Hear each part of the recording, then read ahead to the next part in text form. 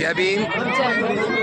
रेखा जी है एमएलसी की प्रत्याशी है, अब हैं या नहीं, छोड़ दिया प्रत्याशी? अभी फिलहाल कदम पीछे मोड़ लिए गए। आज जिस तरीके से मेरठ के अंदर भव्य कार्यक्रम माननीय बहन जी का जन्मदिन मनाया गया, तो इसे किस नज़र से देख रही हैं, किस तरीके से हम सफलता प्राप्त करेंगे?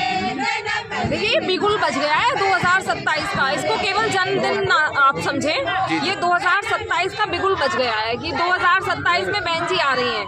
जी जी, लेकिन ऐसा ना, ये बिगुल तो बहुत बार बज चुका है। कार्यकर्ता अगर फील्ड में मेहनत नहीं करेगा तो बिगुल ही बजते रहेंगे, सत्ता नहीं मिलेगी। नहीं, आप ऐसे, ये मुझे थोड़ा आपका कहने का तरीका अच्छा नहीं लगा कि फील्ड में कौन मेहनत नहीं कर रहा। देखिए, सब कितने अच्छे तरीके से कैडर कर, हमने जब से जन्म लिया है हमने बहुजन समाज पार्टी के अलावा वोट ही नहीं दी किसी को।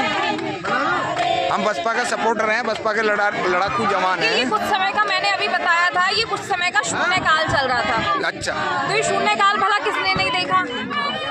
जो सत्ताधारी पार्टी है उन्होंने भी तो ये समय देखा है कि एक एक सीट के लिए वो लोग तरसते थे। तो फिर ये 10-15 साल में ही हमारे जो बहुजन समाज के लोग हैं, कुछ लोग, सभी तो नहीं, तो ये क्यों उछल रहे हैं फिर? तो विषम परिस्थितियों में भी तो हमें हिम्मत से बहन जी के साथ रहना है ना। जी जी, महिलाओं की भागीदारी कम हो रही है, महिला जागरूकता कम फैला पा रही है। महिलाओं की जो जिम्मेदारी है माननीय बहन जी को ज़्यादा देनी चाहिए, क्योंकि महिला जिताती है, महिला हराती है। देखिए, बहन जी को क्या करना चाहिए या क्या नहीं करना चाहिए, कार्यकर्ताओं को तो यहाँ खड़े होकर हम उन्हें नहीं। आप लोग इतने अच्छे पदों पे हैं, समाज में काम कर रहे हैं। मैं किसी पद पर नहीं हूँ, मैं एक छोटी सी कार्यकर्ता हूँ। नहीं, रोज तो फेसबुक पे रहते हो आप, छोटी कार्यकर्ता कैसे? नहीं, छोटी हूँ और मैं छोटी ही रहूंगी हमेशा।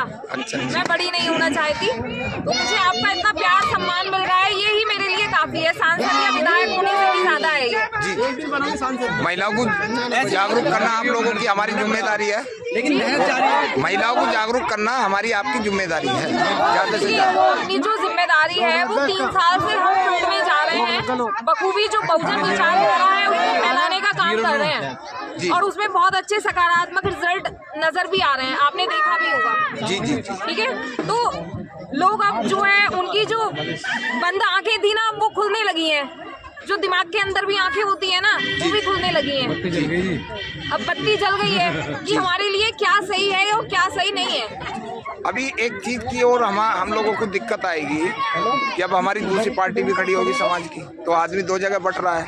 अब युवा भी भटक रहा है, समाज भी भटक रहा है कि भाई हम किधर जाएं, कैसे जाएं, किसके जाएं।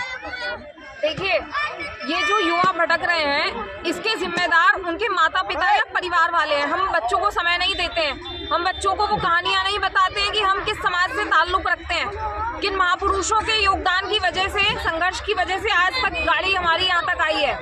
तो जब हम ये बातें बच्चों को नहीं बताएंगे तो बच्चे तो भटकेंगे। तो इसलिए हमारी सबसे पहली प्रायोरिटी ये होनी चाहिए, प्राथमिकता, कि हम बच्चों को बताएं कि हमारे समाज की जो एकमात्र नेता है, बहुजनों की हितैषी, वो सिर्फ आयरन लेडी बहन कुमारी मायावती जी है, और उनके अलावा हमारा भला कोई नहीं सोच सकता।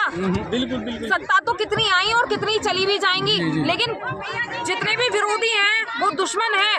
वो ये नहीं चाहते कि बहन जी मुख्यमंत्री फिर से बने, क्योंकि बहन जी मुख्यमंत्री बनती हैं तो सीधे गरीबों का उद्धार करती हैं, और जितनी भी सरकार है ये गरीबों की विरोधी है। बताइए कौन सी ऐसी स्कीम है जो गरीबों के पक्ष में हो, बहुजनों के पक्ष में हो। लेकिन बहन जी का जो जन्मदिन है वो जन कल्याणकारी दिवस के रूप में इसीलिए तो हम मनाते हैं कि एक से जितने भी कार्य किए बहन जी ने, वो सारे जन कल्याणकारी थे। चाहे शिक्षा के क्षेत्र में हो, स्वास्थ्य के क्षेत्र में हो, रोजगार के क्षेत्र में हो, विकास से संबंधित जितने भी कार्य किए हैं ना, हर एक बहुजन और हर एक गरीब के चौखट तक विकास बहन जी ने पहुंचाया। तो भला विरोधी क्यों चाहेंगे कि बहन जी मुख्यमंत्री बने? जब से 2014 से भारतीय जनता पार्टी आई है, ये सर्वे रिपोर्ट है कि सबसे ज्यादा एससी समाज पर अत्याचार हो रहे हैं। यानी 14 से 24 होगी, 25 होगी, अब 26 भी चल चुकी है।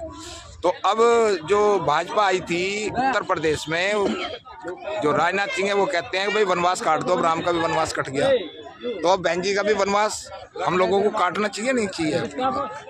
मेहनत तो करेंगे। मैं कह तो रही हूँ कि आज बिगुल बज गया है मेरठ की धरती से।